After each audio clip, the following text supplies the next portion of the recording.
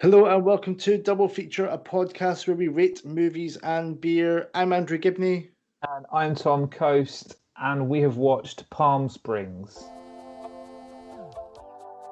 It's going to be a beautiful wedding. Here you are, standing on the precipice of something so much bigger than anyone here. But always remember, you are not alone. I don't think that we met. I'm Sarah.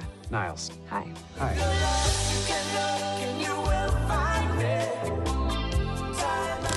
Nice.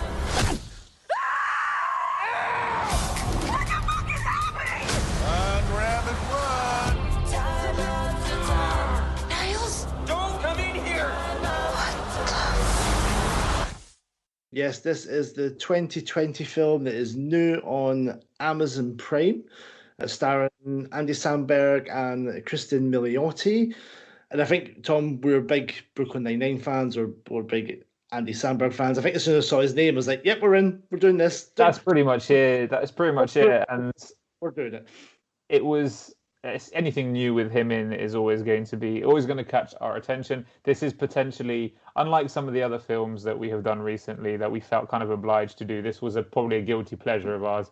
It helped that it was new, but after doing many films that we were just kind of like, well, we'll do them because this, and this one we were like, let's just do one that's for us. We'll enjoy it. Hopefully you listen to this and you either enjoyed it as much as I did, I'm going to give it away, or gives you an idea of what you can get and go watch it yourself. To open with an Andy Samberg masturbation scene, I'm just going to put it out there. You had me in within 5 minutes. Start. What an opening! But what I find interesting is that you're usually bigger on me on the news. Is that the fact that this was released at the start of 2020 at the Sundance Festival, which we'll come back to, released on Hulu July last year. I hadn't heard of it at all. I didn't know it existed. I'm sure I noticed, I would have seen maybe on YouTube trailer for Palm Springs, but I rarely click on trailer these days. So ever since we went to the cinema, which was the one place where I would watch trailers, I try and avoid, unless it's something that I obviously want to just see how it's going to look. Like, for example, the upcoming Suicide Squad, I was like, go on then, I'll give that a click just to see where they're taking this. Very promising, at least from the trailer, but I've been conned more than one time, so it's... Well, what I've learned from doing this podcast is trailers are so different from the film. Yeah. Because behind the scenes, basically we do the podcast and then we do the edit, and then the last bit is to add the sound clips in, and I go back and watch the trailer, and I'm like, this trailer has nothing to do with this film whatsoever. Or they've showed the last scene on the trailer. What the fuck? It's so weird. But obviously, when you haven't seen the film, you don't know that's the last scene. So yeah, exactly. Yeah. When you watch it afterwards, you're like, well, that's just a weird thing to show. But you don't know at the time. But I hadn't heard anything about it, and I hadn't, as we rarely do. I don't. And then once we decide this is what we're doing, I then don't look at it. I don't want to even know what it's about. So at the start, I'm like, okay, so we've got Andy Samberg masturbating. That the whole bit about it. He's like, it's not you, it's me. And she's like, no shit, when he can't come. I was I'm loving the humor, loving the start of it. He's drinking beer on a pizza inflatable, but then you start thinking, what is this film? What is the premise of it? And then Christine Miliotti's character, whose name is Sarah, follows him into this random cave, and then we get the fact that it's basically a Groundhog Day time loop, and I was like, I'm in, love a good time loop, yes, and straight away I was like, I'm going to enjoy this film because you can see the way the writing's going, the humor. It's what's going to make or break this film, which will be how you get out of the loop. That's always the what are you going to do to get out of this? And I love that they touched on the bit about I need to do something selfless. I need to do it's that whole you need to have the perfect day syndrome. That's always usually the easy out of right all your wrongs and you'll be free from the time loop. And it's nope. And I think it's probably safe you can probably hear from what I really, really, really, really enjoyed this. Yes, so did I. It's the humor was brilliant. The cast was great. The way they did, there's always that section of these films where you've got the let's have all these like days really quickly in procession. Uh-huh. Like, of course, you're going to go fly a plane, and then Yeah. it's like this fucks into the ground. It's just brilliant. Like all those little bits, those it's always a key. It's like the montage scene in a sense. Mhm. That was brilliant. The dance routine in the bar, like, it's just which that was potentially, I knew it was a time loop film before I went into it. Unfortunately, I must have glimpsed at it when it came on, and I was like, must have read a bit about it, but I didn't know how they were going to approach the time loop, because it's very rare that one of the characters is already stuck inside the time loop when you start the film. And obviously, and it's very rare you can bring someone else in as well. Usually, it's like a one person thing, isn't it? Yeah, exactly. Which is where this film differentiates from all the other fucking time loops films that have been done in the past. And I think that I was waiting to see what the first indicator was going to be about it being a time loop film, and it's when I think the first sentence is probably the first brief hint is when. Is it Jerry swims up to Niles and Niles says, today, tomorrow, yesterday, it's all the same. And then when it gets to that dance scene, you're like, you have done this many times before, and this is when it's starting to get so he's stuck in a time loop, she isn't. Now, but it's very weird that you see it from that perspective, because you're seeing it from Sarah's perspective. You're seeing the guy in the time loop. You don't know he's in the time loop. She's watching him. It's like it's when they're at the wedding and like he's like smoothly walking past people and like putting a chair in the right place. And even then I was like, is he not from here? Or like I wasn't sure the time. But I'm like, oh, okay. And then it's very much the Leonardo DiCaprio thing when he drags her into the time loop. It's like you had my curiosity, now you have my attention. And speaking of time loops, we'll go, hey, do you like it? We'll go back. I just for those who obviously you can't don't ruin it. And Andrew was talking, and I just held up my beer that has been sat there for a while. I pointed it, going, "Can we please drink this?" But yes, Andrew, smooth as anything, brings the beer into it. So smooth, you ruined the smoothest. Fair enough. I'm not letting you get away with that. So, Tom, before we get into more thoughts on the film, let's rewind back to the start of the day. What are you drinking to go with this film? I'm just because I'm very happy with the beer I've chosen for this film. I've been saving it for a while. I've been wanting to drink it, but I wanted to wait for the perfect film to do this. And this is a Tiny Rebel pineapple and coconut dipper pina colada. Mm-hmm. And it's been sat there for a while. It's part of I told you they had a while back that they had like kind of like a cocktail range, and it was like must have been a lime gin sour, a white Russian something or other, and then they had this one. And I've been excited about this double IPA, and so I'm very excited. But now it might be flat, might be warm. We've been talking for so long that is absolutely stunning. Nice. You get the coconut. It basically tastes like a pina colada. I wouldn't. Oh, and you get the kind of maybe the bitterness, sharpness of the IPA at the back end of it. So it works really well. I'm very happy with it. Now, how about you? I know you've had some beer troubles. Yeah, I poured out a beer before we started, and there was heavy fermentation, I think, is the word we use. So we'll bin that off. I'm now on. It's called a Raspberry Dry Hopped Sour by Collective Arts. I've had that one, and I bet you it's going to taste like a raspberry sour. I'll be shocked if it does, Tom, tell you.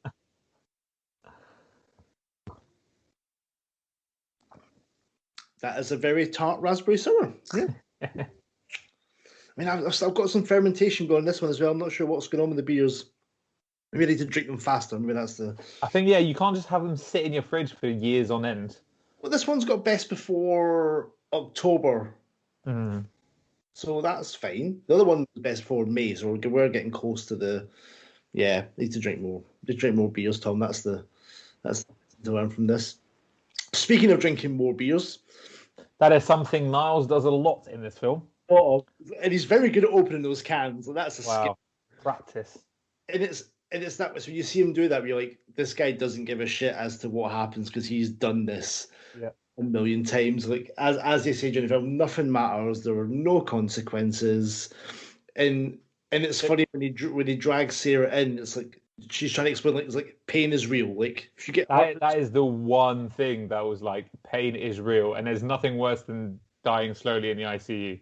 yeah. It's like if you're going to do it, make sure you die. Like as she's walking in front of a truck or you're dying on a plane, and it's like it's like her realization of like nothing matters, and then she goes through the fun phase, and then she gets to the sad phase, and it's been so easy to make this a run of the mill like time loop, but there's so many really interesting parts. As obviously Sarah is the sister to Tala, who's getting married to Abe. Yeah. And it's not until maybe like good 30, 40 minutes in you realise that every morning Sarah is waking up In Abe's room. X with Abe, like on the eve of her sister's wedding. You're like, oh, This is not good.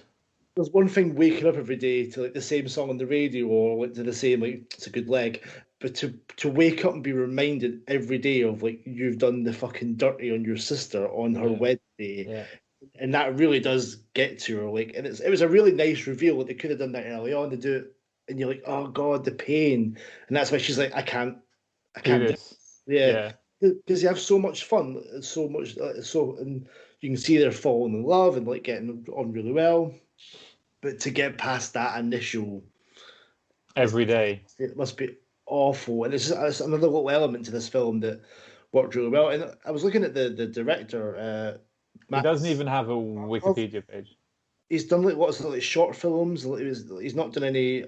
Yeah. I was trying to see what he'd done before to kind of get this gig, and you can't really see. And he's done. He was part of the writing team as well. And you're like, fair play. You've taken all the bits of like type of films, and you're kind of getting there's like nods to Groundhog Day and other ones, but to take it and just twist it how they have is like you've got to give full respect to sort of writer and director. And there was a lot of really good visual stuff. Like absolutely smashed it.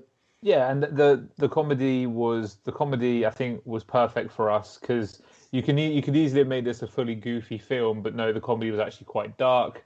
It wasn't, there was a lot of it wasn't violence because none of it was, there was no like massive blood or anything, but it was, for me, the film when I was like, okay, this is very different.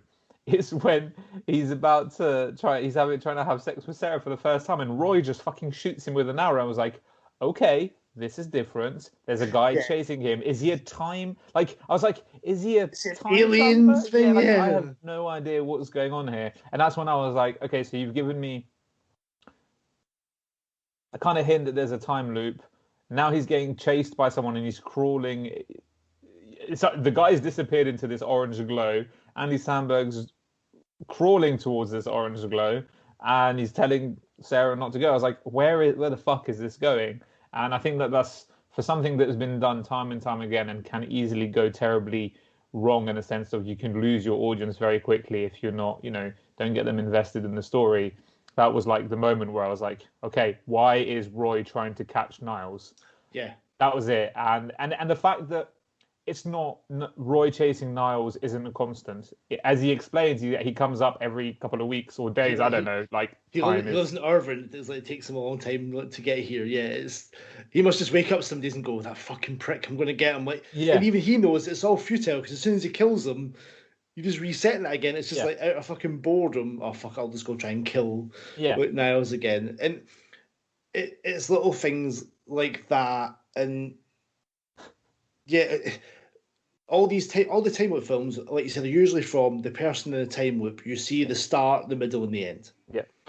But we know that Niles has been in this and they give the impression a fucking long time. You can't even remember what his job was. Like it could be 50, 60 years. You just don't know. What you really don't know. Yeah. A million time loops. And you're like, and there's sort of like, is there a parallel with fucking lockdown? It's like every day you wake up, you can't go outside. Here's your same Tesco shop every week. Yeah. Like, I genuinely think that that's something maybe that attracted so many people to watch this film because this, when it was on Hulu, was the quickest. It was like the most watched film ever on Hulu in the first 3 days of something being put on, and I think that that's obviously that everyone being in lockdown would have helped, but I think that the parallels you can draw from lockdown to this really does kind of bring the audience in. But they weren't scared to approach things that realistically you would constantly try and do if you were in a time loop. You would try and have sex with as many people as you can in that vicinity, just because when he's having anal sex, it's like, oh, what is? Would you? At what point are you like, fuck it, like let's give it a try? Because one thing, like, why not? The thing is, even though the person doing it to you won't remember, like, you'll always remember that you did it. But will you be happy that you gave it a go? You don't know. Yeah. Maybe you discover something new about yourself, and it's the only way you were ever going to do it. I don't know. But it was just that, like, all the things that, you know, the question from me to you was always going to be, what would you do in that situation? And obviously, so much is in context depending on where you wake up that morning. Like, what you do. Like, it's a pretty good location to wake up. Like, you've got the wedding, so you've got like the party and the booze, like you're free alcohol, pretty much. Yeah, nice. He's found that house where the people are away. Like, so you can just chill if you want. You can have a chill day. Yeah, what would I do in Manchester? I don't know. I mean, the days are probably just like, let's say we're in a before lockdown. Let's say if it happened, because you're kind of limited now as to what you could have done. Like now that things are starting to reopen, but before, like, definitely go in town and get smashed trying every beer possible. Like, yeah. But think about it. You got to be careful because those beers are always going to be there. I'm definitely walking onto the train tracks at the end or something, like, into oncoming traffic. That's definitely finishing me off for the day. No, but I'm saying that the choice is never going to change. I know, but I don't know. There's no rotation, and you will always remember. I want to try them all. Like, but I'm saying, but you'll always remember what they taste like. Yep. Did you have to do it slowly? One day you just get completely hammered and try everything you possibly can. Yeah. Next day you might go, I'm going to sit in beatniks all day, or I'm going to go to this place all day and try this. Like, I don't know. I'm going to drink gin all day somewhere else. I don't know. You've got enough. I think I'd jump off some buildings just for the fucking sheer fun of it. The top of Beetham Tower, just fucking jump off. knowing that the poor bastard from the MEN's got to cover that all day. Like, I do it really early. I'd want to hijack a tram and see what I can do with a tram. Yeah. Just fly past some stops. Like, but as you said, it's like, while they don't remember what you've done, you remember what you've done. Now, you could go, absolutely could go on a rampage and kill as many people as possible, but then you have to live with you have to live with the thoughts that you've killed all these people. And that's why it's more things that I'd jump myself off a building and people can see the trauma. Like, I don't care. Like, because they'll forget. Yeah. Yeah. I don't think I probably wouldn't bring harm. And there's probably some people who try and kind of reach them in time to smash them in the face, like stuff like that. Like, just like a punch. Like, it's fine, and it make you feel better about yourself. I'd love to crack someone with a chair just to see. Like, just there'd be a hit list I'd make. Like, Hitler's, the Kill Bill list. Yeah. Like, what came to mind when you're? I don't know. For me, and this sounds really like boring. I think this is a product of being in lockdown for so long. But when I realized that he started, and it actually plays into the film later on, I wrote quite early on in the film that when it becomes clear that you remember what you happened the next day, you have an internet connection. Like, you just fucking go through Netflix, all the things that you've wanted to watch, because yes, you have to stop. Let's say you watch 4 seasons of something, the next day you can pick up at season 5 because you've remembered what's happened in all this time. You've had a year to do this. No. But I'm thinking, it's me. Like, in my head, I'm always thinking some stuff like, so many books I want to read, and I never have the time to read books. It's like, especially in the location that they're at, and if you've got like a Kindle or something, boom, chill in that pool all day and just read all day and just read. Get skin cancer in one day. You don't have to fucking wear like. You could have like one day's a reading day. Well, this day I'm going to sit and play Netflix. I'm going to play games this day. Like, exactly, and you can always. That's the one thing though. You can't do the games because your save will always be at the beginning. No Football Manager. What? No, because you'd always play the same game over and over again. But no, like, it was just, and obviously this plays into the film later on when Sarah decides that she wants to break out of this film, and she then basically learns quantum physics every day. Oh, that'd do my head in. Every day having to go to the coffee place. Like, how long because I was thinking about this, like obviously they've got infinite time, it doesn't matter. If you could sit and learn a subject every day, how long do you think it would take you to become like to a level where someone goes, "Oh, I don't think you need my help anymore with quantum mechanics, physics"? And I think that's the beauty of this film is that it doesn't really give you like the depression. Niall's depression while Sarah's gone is very real, and they never give you an idea of how long. Yeah. She's not went, "Oh, I've been away for a week and I've learned quantum physics." Like, yeah, boom. like I think it's very much a situation where Niles could easily like have been in that situation for maybe 1,000 loops. Like, because it's not like he can go kill himself and end it. No, exactly. Yeah, is that the worst kind of depression ever? You can't even top yourself. Like, it's wow. Yeah, like that. There's a line when he's talking to her. He goes, "So many suicides," and I'm like, "Wow, this is dark." Like, but how many times have you tried before you're like, "No, this isn't working"? Yeah, I know it's crazy, but it's just one of those films that when we always do these podcasts, we say, especially when it's a tried and tested thing, does it bring something fresh? And I think that what this film did really well was take something that's been done time and time again and can go very wrong, and they actually managed to bring something fresh to the screen and make the audience think and enjoy something new, yet something they always felt comfortable with. The second you fall asleep, it all just goes back to the start. I drove all the way back home to Austin, and I still woke up here. One time I smoked a bunch of crystal and made it all the way to Equatorial Guinea. It was a huge waste of time. Tom, are you enjoying pina coladas and getting drunk in the rain? No, well, yes, I am. I am enjoying the beer. 7.2%. It's very nice. Tiny Rebel have smashed it. They tend to. They're very good at what they do. Apart from the key lime lager one, that still haunts me. It still haunts you. Because there's one in the fridge, and I'm like, "Rrr." Like Tiny Rebel, and maybe the stouts, but that's just you not liking that's stouts. me. Yeah, that's. Yeah, I enjoy the stouts. The ham one I could have done without. Let's be honest, especially when you've waited all month to get a beer, and the last one is that fucking ham stout. You're like, come on, give me something good. But is it worse or better than the one that we got on my stag when Pamela picked that was like frazzle ham or something, and he's like 5 or 6 black pints turned up? Do you remember that? No, I chose it, and I thought Pamela chose it. No, I chose it. Pamela paid for it.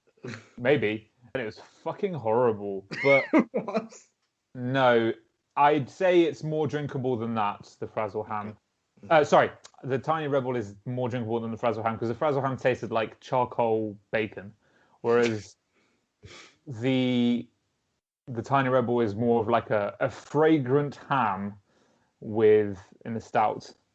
Like, part of me can see the thought process of like, I like beer or I like stouts, I like bacon. Put your hands together, but I'm like, there's a lot more things. I think I'd put in beer before I got to bacon. Well, there was that one stout that I had, which was called like Agamemnon or something like that, which had like real bacon in it, but it also had like golden syrup and stuff like that, and it kind of made it nice. The glazed ham, isn't it? Yeah. Whereas, the Tiny Rebel one was a bit. What did work as a goes? You got like a kind of salty goes, like bacon salty. Yeah. I don't know. I just like you have gone off stouts, I'm edging towards going off ghosts. Really? Like salty ghosts, I struggle with. I thought you liked the blackberry one we got from Pomona, or were you too drunk by then to even notice? What? That's all anyway. How's your raspberry sour? It's nice. It's like it's unlike this film, it's not reinventing the wheel in terms of like the raspberry sour family, but it's a nice drink. Like, it's a really nice drink. It's going down a treat. Tom, I think there's a couple of things about the film that we'll pick out. Something that I questioned while watching it, and someone else questioned it in the IMDb stuff. Was the Nana in the loop? Well, because she comes up to them, the first time it's like, "Oh, I've been to like thousands of weddings, more than you could imagine, and that's the best speech I've heard." No, she says, "I've been to many weddings in my life," and he goes, more than you can imagine. And he goes, I doubt it. Yeah. And then she says that was the best. But then she does hint that maybe he is. It's later on. I can't remember the line she says, but it's like there was even more of a hint, which made me go back to the first one and say, like, have the thousands of weddings she's been to this one? Yeah. But at the same time, I think that is something that is left open to interpretation, much like the fucking dinosaurs. Yeah. So because my eyesight isn't great. Like, if I had to play like Madden again on the TV, I had to lean forward and fucking concentrate. But for watching film stuff, it's fine. I can see. At first, I was like, "What the fuck is what?" When they're like, "What? Oh my god!" I'm like, "I don't even know what I'm looking at. I can't see what." And I'm like, "You need glasses, man." I've got some, but I just don't use them. You're damaging your eyesight. You're going to need them even more down the line. This is turning into an intervention. Wear your glasses, you old man. But I don't need them for the laptop when I'm working. But it doesn't matter. But when you're watching a film, wear them. But anyway, so at first I was like, I couldn't see what the details. Like, was it a shooting star? I was like, I have no idea what they're talking about. And I was like, I hope they show it again. And then there was a mention of it. I saw it at the end. I was like, oh yeah, it was dinosaurs. And I was like, what the fuck? At the end, the loop? Well, I don't know. I don't understand. So we had this discussion with Anna after the film, and obviously it's left open to interpretation.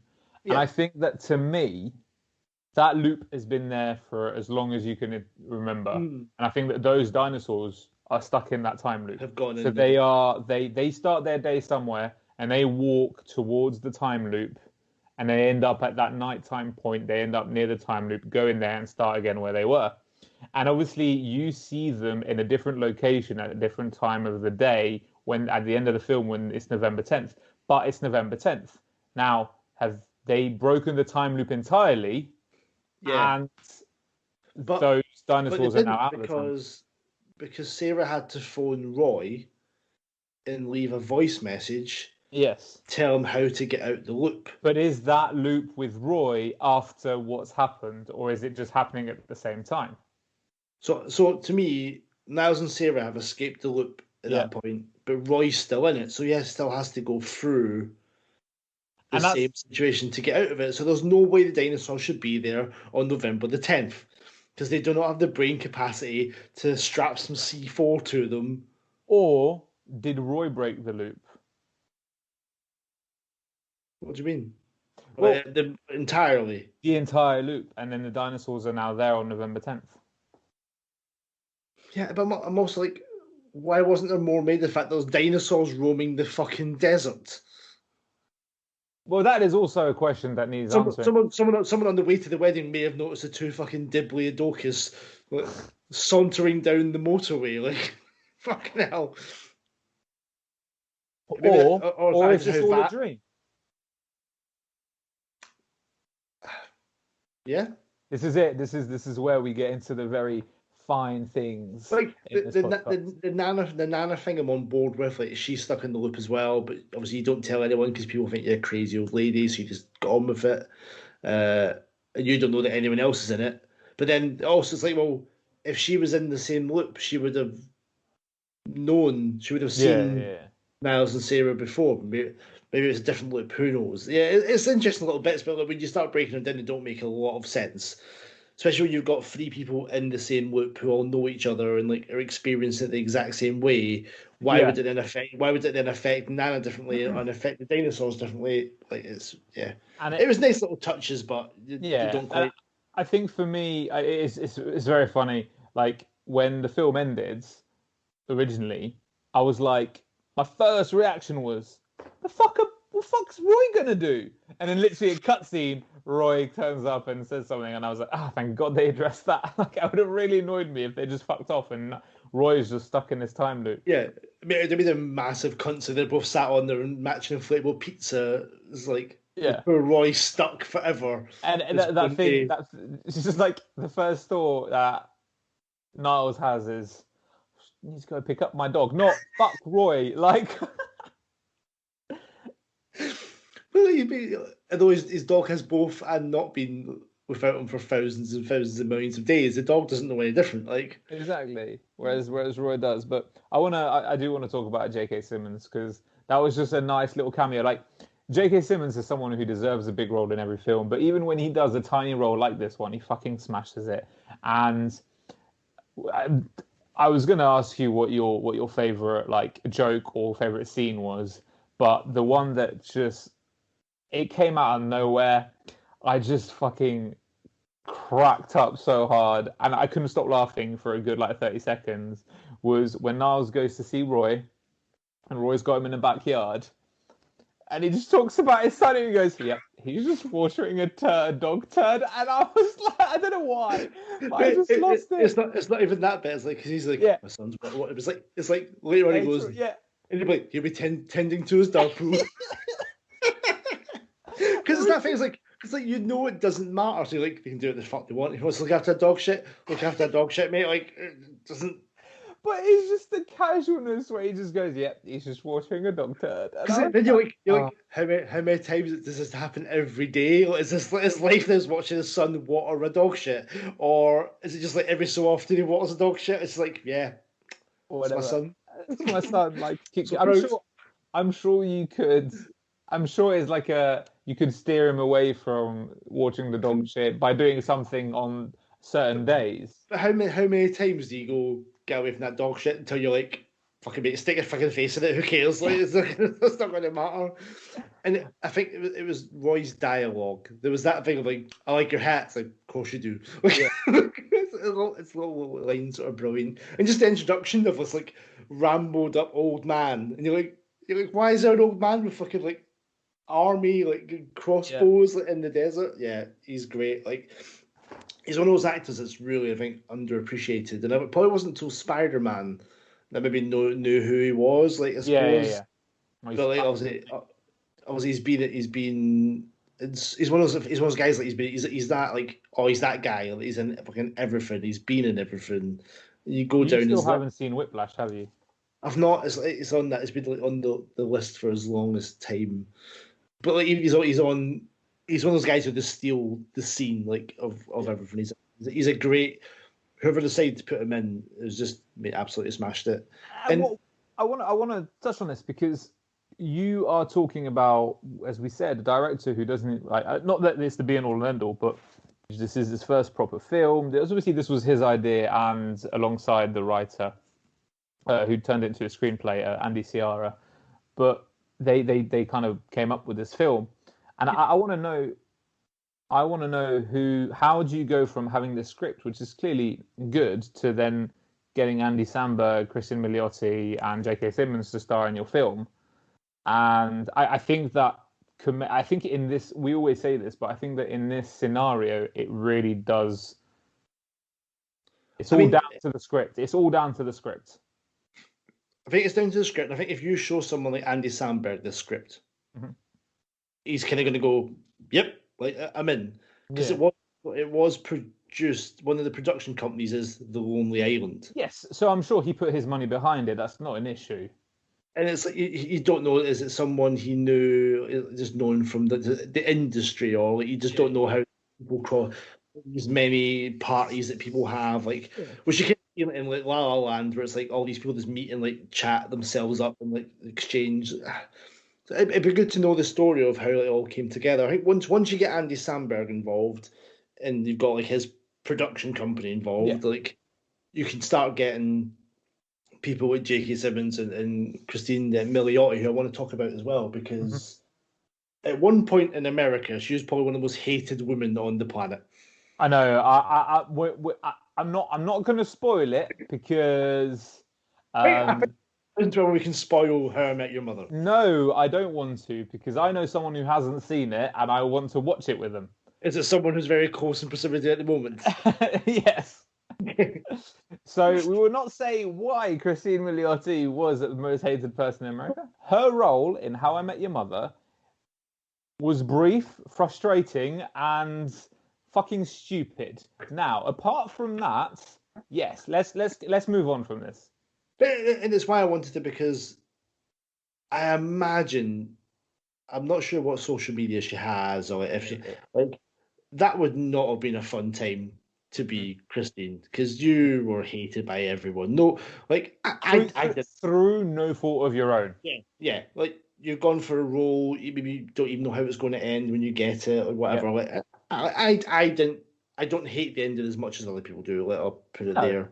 But it's like just the hate she must have got. Yeah. Like to then, it was so nice to see her in a role where like you're rooting for her.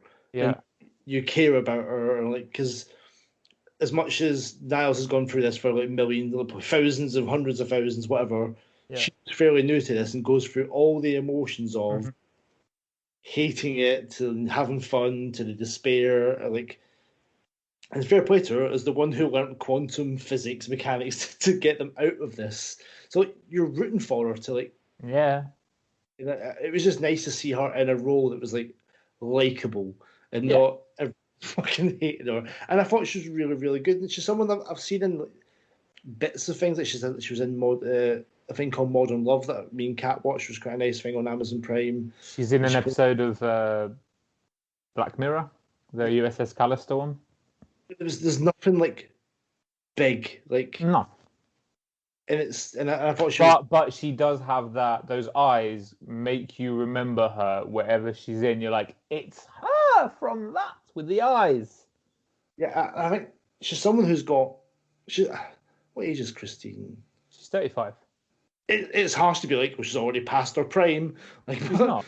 It's not. But in Hollywood, 35 is like, you're ancient, get you in, like, you're going to play mums now. But I think that that's the beauty when you're starring alongside someone like Andy Samberg, who's now in his 40s. Sadly, it's crazy to think that the guy is 42. And you are very much kind of... You can find these projects that are for you kind of thing. And I kind of hope we're getting away from like not all leading women have to be in their fucking like 20s playing 35-year-olds. You can get 35-year-olds playing. It doesn't matter what age she is in this. That's the whole point. Is she's of an age where you're going to weddings and meeting people. It doesn't matter if that's 25 or 40. Like it's not what films are about anymore. You don't need the bombshells and like the like. Oh yeah, put Charlize Theron in it because she's really fit. Like just put someone who's likable, who's attractive, and is funny. Like, I thought she was excellent. Do we want to talk about Samberg, or just fucking massive fanboys at this point? We both are. Like, there's no. As I said, I'm currently rewatching Brooklyn Nine-Nine. Pop Star Never Stop Never Stopping is probably one of my favorite comedies out there. There's for Amazon, Tom. That's how much I enjoy it. You spent £8. I only spent £4 because I waited because I'm a genius, and it's just one of those things that he's just someone that I've enjoyed throughout his career. From the little cameo in Parks and Rec where he's the really loud park ranger. And he just speaks really loudly. That was back in 2010. Obviously, Brooklyn Nine-Nine. I think the Lonely Island through SNL is what launched his career to what it is now. But then, obviously, being able to then play on that with the Lonely Islands lot with their films, they did. It even goes back to 2007 with Hot Rod. I think Hot Rod's probably the first time I ever saw him. There's some comedy, but he just ticks all the boxes of comedy, and I think that's what it is. He's not scared. He's not scared to make a fool of himself. He can do the deadpan, serious kind of comedy as well. Like we saw it in this. It's not goofy comedy. There's some darkness to this. But he can also, the fact that you can keep a show going through yourself, obviously the surrounding cast, but the main appeal of Brooklyn Nine-Nine is Jake Peralta, and you've got onto the 8th season, which I think is the last now, but he's still got a show on there for 8 seasons, and a show that was so loved that when it got cancelled, someone else bought it and be like, yeah, we're bringing it back for you guys. Let's fucking do this. Like. That's when you know that you've created something big, and his friends in the industry. I think that's what I love the most about Pop Star Never Stop Never Stopping is it shows how respected he is in all industries, whether it be music, film, just the amount of cameos that are thrown in that film. You can bring on Justin Timberlake, Usher, DJ Khaled. It doesn't matter. They know who he is and they love him. And it's not just like, oh, do I come on and do this like 20 seconds of like audio? You've got Seal getting killed by wolves, and saying, "How do you think I got these scars in the first place?" Like, it's not just like a cameo of like, "Oh, here's Justin Timberlake walking past." Like, you've got Justin playing like your chef. Yes. Like, it's that respect of, it's not just like, "Oh yeah, we'll come and do your little film and do like the reviews bit." It's like you're getting them to come in and make a fool of themselves as well. And it says a lot about what he's probably like as a guy and like how respected he is as a writer and like a comedic actor. And there's a film, That's My Boy, where he plays Adam Sandler's son, and I'm like, I can see the parallels like of a career and like, but he doesn't have to play dumb characters, which is what I don't like about Adam Sandler. But if you had Andy Samberg back in the Adam Sandler era, Andy Samberg would have done those stupid films as well, because that's all that time you had him and Rob Schneider doing like, there was that, so it's like, Rob Schneider was a doorknob, and it's like, oh, it's like any idea, like put him in a zoo, make him an animal, cool, sell it. It was like that was just like a phase that Hollywood went through where that's what they wanted. Whereas now we're getting more kind of smarter, more kind of adulty like themes. And it must be you've seen like Adam Sandler come back and do like Uncut Gems and stuff, and it'll be interesting to see if he does more comedy. But I can see Adam Sandler on the same kind of path of like, it could be the top comedic actor of his time easily. And just get the right scripts and they'll write the right scripts and get put in. And I think that's what made that was what Adam Sandler did. He had those run of like Billy Madison, Happy Gilmore, those ones, and it was when he got cast in The Wedding Singer, which had nothing to do with his production company. It was like, we are picking you for this role. And that's when you take the next step. And you're like, I suppose is that maybe what we're still waiting for, because obviously he's involved in this as well. You're waiting for that, someone to write a huge comedy film and cast Andy Samberg in it. Because he's not really got everything he's in massively is like he's involved in it at a kind of higher level as well. Hotel Transylvania is in all Cloudy of them. with a Chance of Meatballs.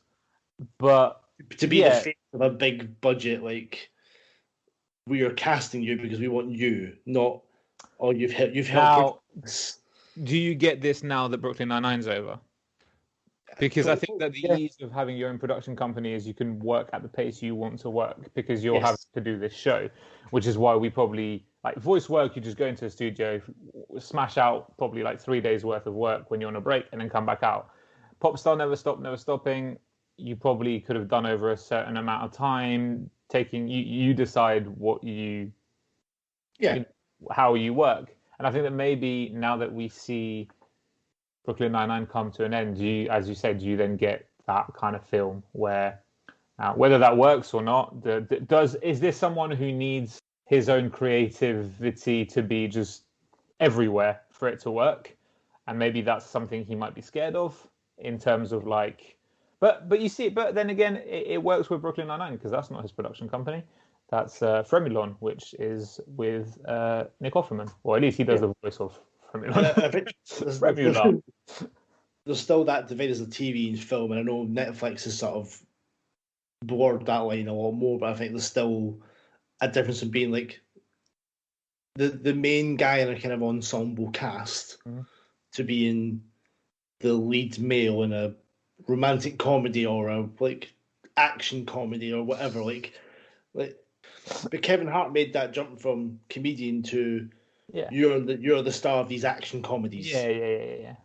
And that's the kind of, and I imagine payment wise Kevin Hart's probably made more than Andy Samberg has in terms of films. Sure he does. So that's and like you said, like maybe he doesn't want to take that jump, and that's respect for that, but like that's what, if they start coming to you, that's where I think it changes the game. And it'll be interesting in the next sort of 5 years, like you said, with 9-9 finishing, to see where he goes and what he does, which should be really interesting.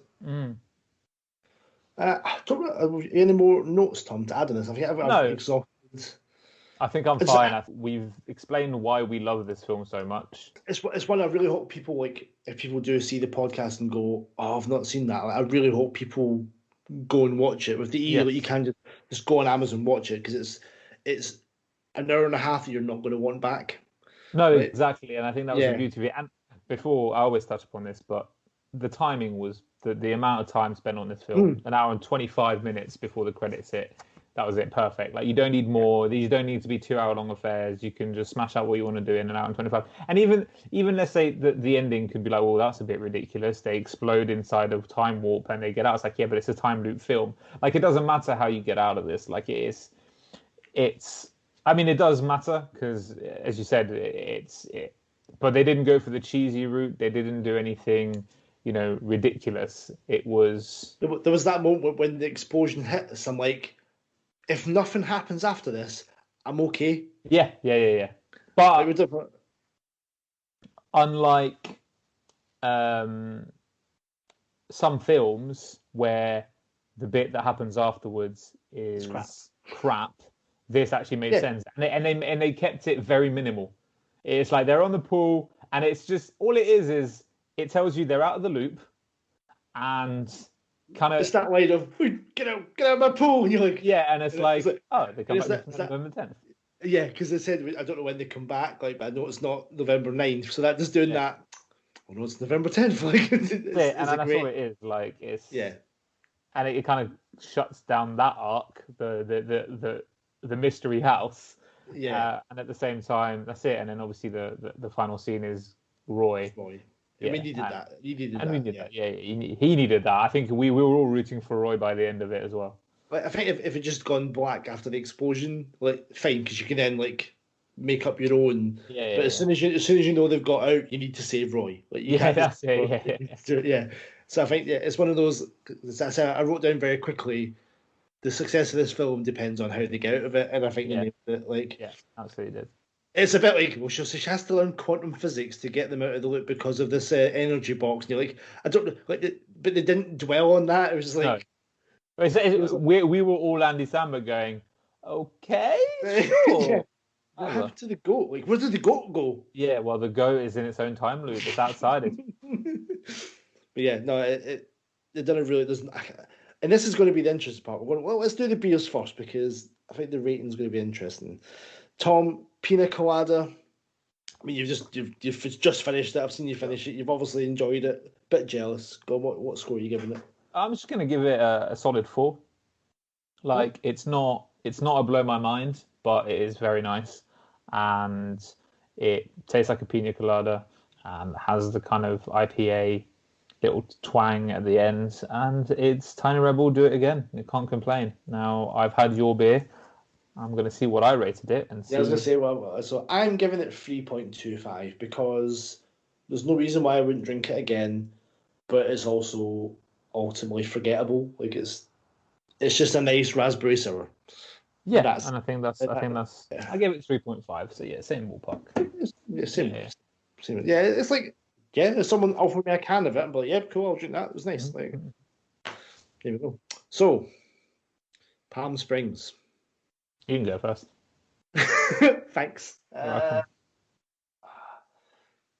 It's difficult. This is difficult because my other reference of time loop films, the best one is Groundhog Day.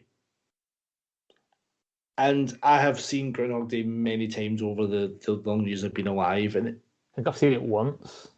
It's one of those, if it's on, I will leave it on. Like, it's just a nice.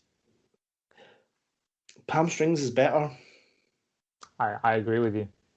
Because I think it takes the lessons from Groundhog Day. Like, it does different things. You're adding people into the loop. People who he's dragged Roy in because Roy's like, he wants something new in his life to drag him in. Then he realizes the mistake he's made and doesn't want to do it again. Sarah gets dragged in. Like, yeah. And I think that this is less on the nose than Groundhog Day as well. Yeah, and I think Groundhog Day, you got very different people of, like, in terms of who's in the loop as well and what they would get up to. You've got like someone who's a bit reckless anyway. Like, you're going to get up to different things. But yeah, I think it.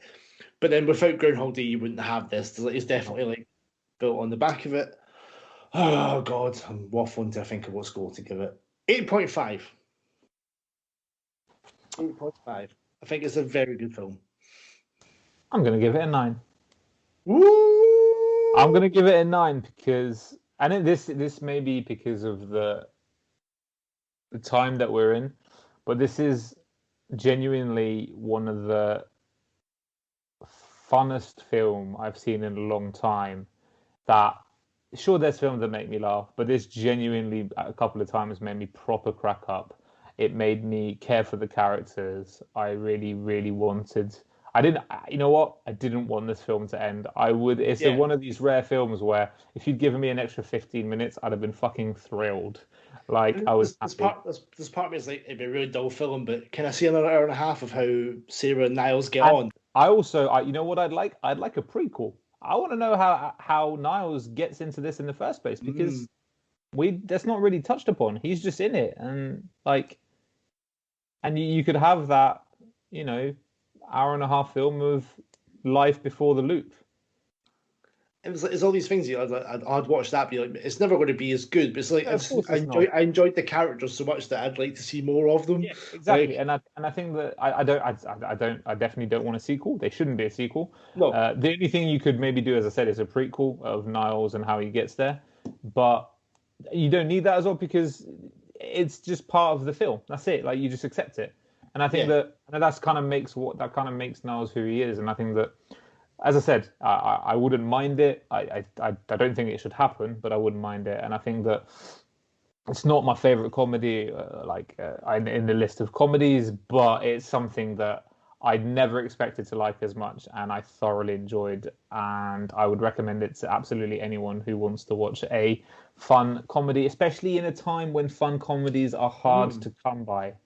There aren't many laugh out loud comedies that we've seen over the past year, and we try to, watch as much as we can. But this was definitely up there, and it's the most fun film that I think I watched this year. Looking at the scores, it's the most fun film we've watched for the podcast as well, especially new films as well. Like, it's just, and I think it's obviously gone under the radar, the fact that it's like a year old.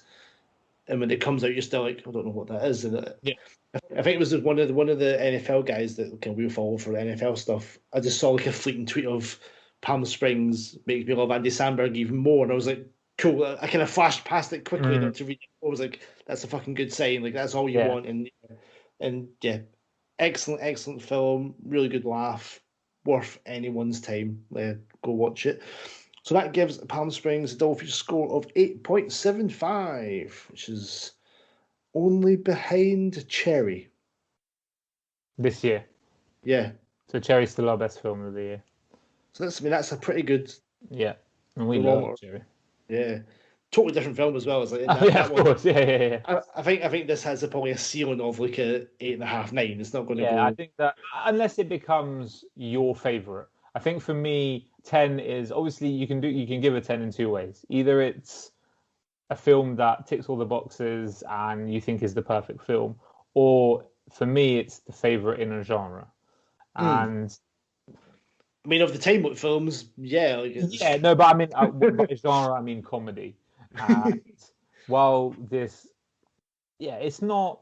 I think if you would say Palm Springs or Popstar, I think I'd always go there on the edge of Popstar. If you're going to give me an... It probably depends on the mood. I think it's a different kind of comedy. Yeah, of course it is. Popstar was ridiculously daft because you've got a song about fucking a girl like Bin Laden. It's a very different ends of the spectrum. Please go watch it. We are big advocates on this podcast. Yes. 8.75, great score. Let us know what you thought of Palm Springs. Did you enjoy it as much of us? Like, what would you do? Let us know, what would you do in the time loop? What's your top thing on your list? That's what I want to know.